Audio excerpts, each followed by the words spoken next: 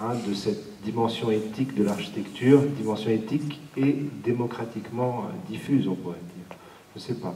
Moi, je verrais là quelque chose qui serait le contrepoint peut-être de la star architecture, en termes de médiation toujours. Oui, Dubois Ferrière, architecte à Genève. Quant à moi, je suis désolé, mais moi je ne pense pas aux stars architectes, tout en étant architecte. Moi je pense à la ville comme star. Et pour moi, c'est là où on voit la véritable, la véritable voûte céleste des étoiles. Milan, 1945-1970. C'est une ville où il y a 50 architectes qui font partie d'une culture, qui discutent entre eux, qui sortent de la Deuxième Guerre mondiale, qui ont une ville à reconstruire.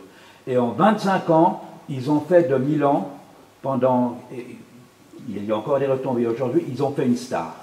Berlin, entre 1920 jusqu'en 1933, il n'y a pas seulement Gropius, il n'y a pas seulement Mies, il y a des dizaines et des dizaines d'architectes qui construisent une ville magnifique. Pour moi, ça c'est le star system. Chicago, au 19e siècle, pendant 20 ans, qu'est-ce qui s'est passé? Il s'est passé une ville où tout le monde encore aujourd'hui va voir les fondements de l'architecture moderne. On le voit, on l'a vu plus récemment à Barcelone, entre 1975 et 1995. On le voit à Porto. Pour moi, c'est ça la vérité de l'architecture, c'est ça la vérité du star system. Alors c'est clair que dans les stars qu'on a citées, qui d'ailleurs n'existent que depuis qu'il y a le prix Pritzker. Avant, il n'y avait pas de prix, il n'y avait pas de stars. Il y avait des grands architectes qui écrivaient beaucoup, comme Le Corbusier, et qui construisaient des villes magnifiques. Mais il n'y avait pas de stars, il n'y avait pas ce système-là. Alors moi, je le déplore profondément. Vous me direz, je suis un vieux collant, je m'en fous, mais je vous le dis.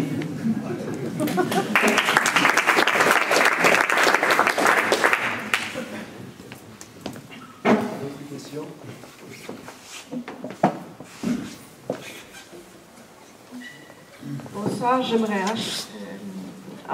amener un petit peu de sel dans la discussion qui n'est pas très animée. Alors, bien que je sois architecte, je crois que la valeur économique des bâtiments construits par les stars n'est pas reconnue en tant que telle par la finance. Alors, je vais m'expliquer très brièvement. Il y a un exemple retentissant que vous connaissez tous. C'est le bâtiment de la réassurance dans la City de Londres, qui d'ailleurs était surnommé le concombre.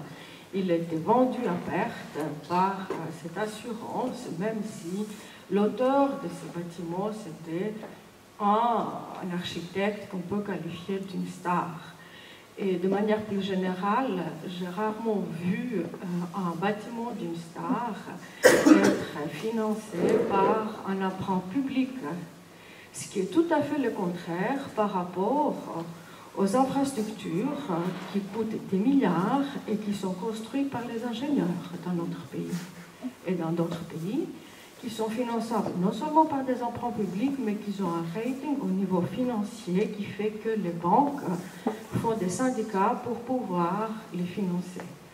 Alors, il y a une dimension qui est une dimension de la plus-value économique qui n'est pas prouvée par un système de stars ou pas, et qui dans notre vie non plus n'est pas celle qui est donnée peut-être de manière la plus évidente par les architectes. Je crois que nos collègues ingénieurs construisent sans être des stars des infrastructures qui sont d'une valeur économique bien plus importante que les bâtiments d'architecture. Voilà pour un peu de sel dans la discussion. Je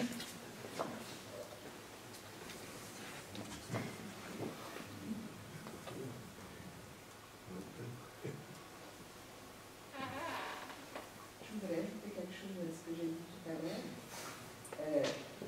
Pourquoi est-ce que l'architecture échapperait au phénomène économique que nous connaissons en ce début du XXe siècle, du XXIe siècle?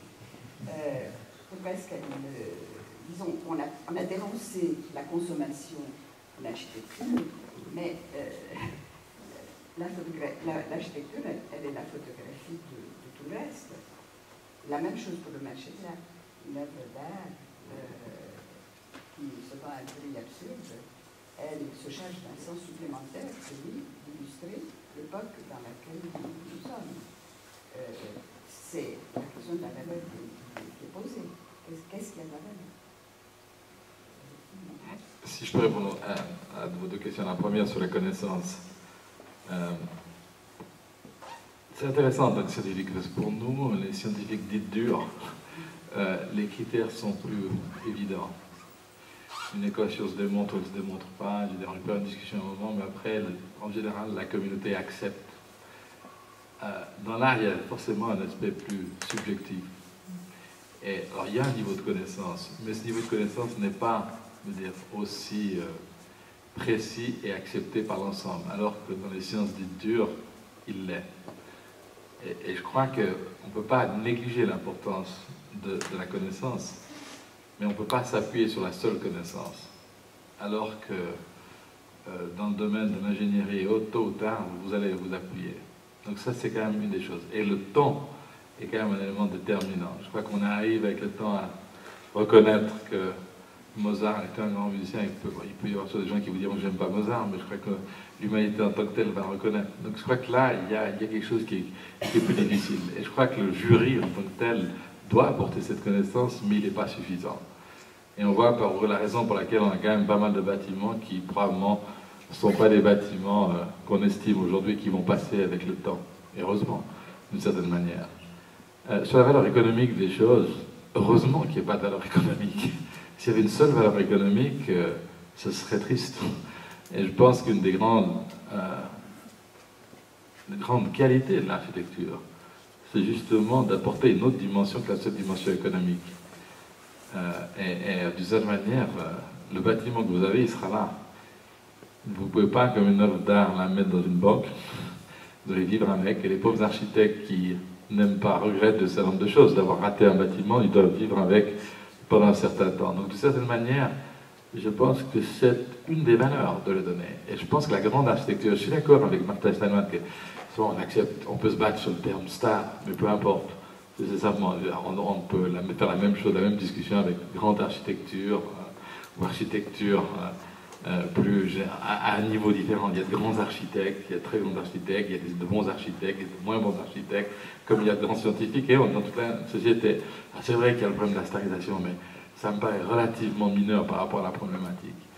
Mais par contre, ce qui me paraît important, c'est qu'un grand architecte peut vous donner une dimension plus grande à un objet, et justement transcender cet objet.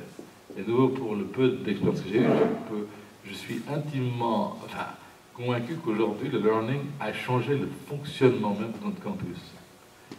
Et quand je vois ce bâtiment habité, adulé de cette manière par les étudiants le week-end et autres, je me dis que là, il y a une ambiance, un espace, une chose que l'architecte a trouvé. Alors c'est probablement très bien, on a peut-être eu de la chance, d'accord? Encore, je ne suis pas absolument certain. Je pense justement qu'il y avait un bon jury. Martin Steinman était présent. Donc, et je crois que la discussion là était relativement claire. Alors peut-être des éléments un peu différents, mais assez rapidement, comme c'est un très bon projet, il me semble que le jury se met d'accord. Lorsque vous avez beaucoup de splits, c'est que vous avez un élément de plus. Et je crois que quand vous avez quelque chose d'universel, il y a une sorte d'accord qui vient assez spontanément. En fait, c'est ce que j'ai vécu lors du jury de Learning. On pourrait dire que, au contraire, il y avait 3 Pritzker à l'époque, sans aller trop dans le détail, aucun des projets des Pritzker a attiré le jury. Donc c'est pas l'élément de star qui, justement.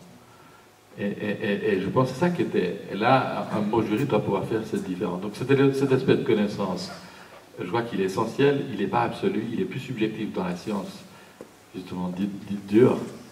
Et puis l'autre chose, la valeur économique, indirectement, elle est là. C'est évident. Même quand on prend Bilbao, pour les gens de Bilbao, probablement qu'on peut aimer ou pas, etc. Mais pour Bilbao qui était rien, aujourd'hui, il y a eu un tourisme qui s'est développé. Donc il y a une valeur indirecte des choses. Il faut juste l'accepter d'une certaine manière. Mais ça ne doit pas être le primo de mauvaise.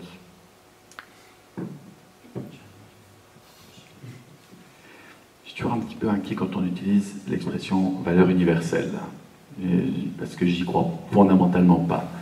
Et donc, par hypothèse,